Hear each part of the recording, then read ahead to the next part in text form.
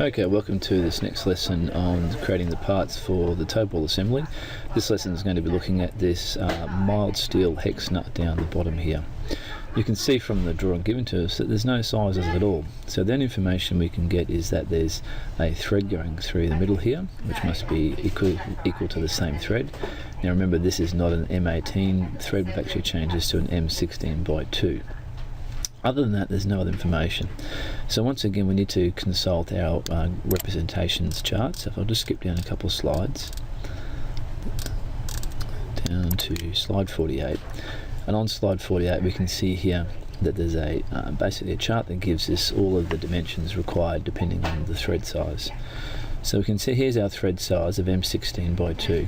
And we need to find out the standard sizes for the thickness of the nut, which is K, and then we know that a nut is based on a hexagonal shape, so we can have either its diameter or the length of one side. So we might go for length of one side, which is B. So we'll scroll down, we can see length of one side is 14 and K, being its thickness, is 13. So remember that, 14 and 13. Let's go to Creo and let's start creating this actual nut. So file new, of course. We'll call it hex nut, and OK, and OK. Turn your planes on as usual, and at this point I'm going to select perhaps the horizontal plane and sketch, and then rather than trying to draw a hexagon, which I could do, I can use this palette up here. Click on the palette icon, scroll down to find a hexagon, which is here, and then simply drag that across to your drawing and let it go. This white anchor point in the middle here can be used to anchor that onto or snap it onto something. Hit close, and then yes. And the last thing to do is just to edit the size. So I think back to memory, that was supposed to be 14 with the length of the side, and enter. And you can see that a hexagon's sort of been created. So the hexagon is complete. All the dimensions and all of the constraints are locked, so we can accept that. Extrude it to a thickness of 13 millimeters. OK to that. And then the last thing to do is to put that hole through the center. Now you'll soon see why I placed the center of the hexagon over the center of these axes. OK, go to the hole command, and under placement we need to place the object. So we click that top surface. These green handles here need to be locked onto some edges or onto some planes.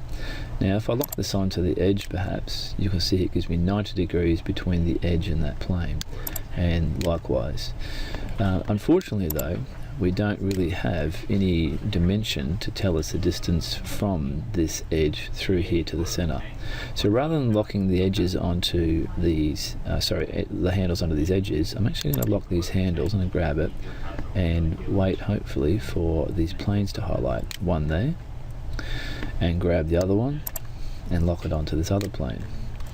Now what we've got, if I just spin it around and zoom in a bit, is we've got distances for the center away from these planes. So if we make these distances 0, it's going to bring the hole to the center of our object. A little bit confusing sometimes, you've got to rotate those around to get the sizes right. Now the hole's in the center, and now it's just a matter of selecting the correct size hole and so on from up the top here. So with that information there, we'll go to, this is a standard hole. We're going to have a hole with a thread in it, so we're going to be creating this one. Scroll along here, we can see there's all different functionality about tapered and so on, but generally speaking we're going to be creating a metric, or if you like, an ISO thread. And you can see here this box, next box along, is saying, well, from M1 by 2.25 we can then scroll through and go down to find out M16 by 2. And the rest of it should be pretty right. The depth doesn't really matter, it's just going all the way through, and we don't need to counterbore, we don't need to countersink, so we can just accept. And you can see here now that we've got the correct representation of the thread on the inside as well. Okay, the last thing to do is to then create a chamfer off the top of the actual nut. Go back to our PowerPoint. We can see here that the top of the nut is actually here, sorry, the top of the nut's actually chamfered off. There's no real particular sizes about that, so it's going to be a little bit of poetic license. So we'll just go back to our Creo, hopefully, there we go. And I need to choose a work plane to draw a sketch on so I can revolve a chamfer around. You can't use the chamfer tool like you would normally do, because the chamfer will only create a chamfer on edge and it won't actually create it in a circular motion, so that's no good to us. So let's choose this work plane here that's passing from the flat of this side to the flat of this side, not from diagonals but from flat to flat. It's very important. Let's sketch onto there. Let's click on some references, close those references, and now simply what I'm going to do is use my line tools to actually draw myself what this chamfer might look like. Like I said, there's no particular set sizes. If we have a look there, it's probably a little bit close to that hole there, so I might just edit that. So go back to 90 degrees. I might pull that back a bit if I can. Might pull this up a little bit, might be a bit low.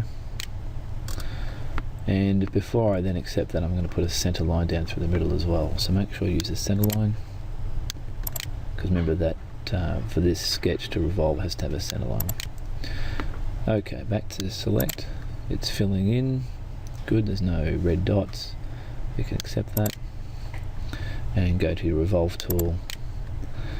And we need to choose subtract.